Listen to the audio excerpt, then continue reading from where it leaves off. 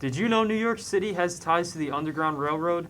Hi, I'm Ray Lubrino. And I'm Matt Sardo. And you're watching The W. The Underground Railroad is a name given to the network of safe houses provided to runaway slaves as they traveled northward in the 19th century. And not surprisingly, very few of the homes linked to the movement are still standing.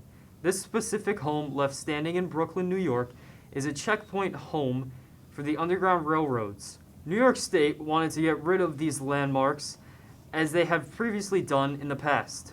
Historians say it is the only one left and it should be left standing as is. This landmark is a remembrance of the railroads and the people involved. It has a big meaning to the history of New York because it is one of the few things left standing from before the Civil War.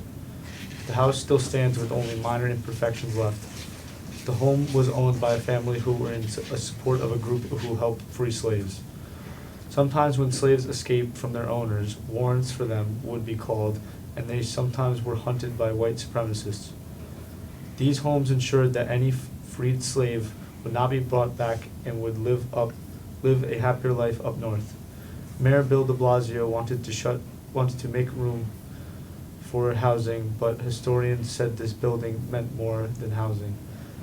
Since the article came out, there has been no further say of it. The building will stay or not, but likely it will become a landmark in Brooklyn, New York. It is important to keep this house still standing because it is an important part of American history. There are plenty of people who would get upset if they got rid of this house. This has been Ray Lubrino And Matt Sardo reporting from the W. Back to you in the studio.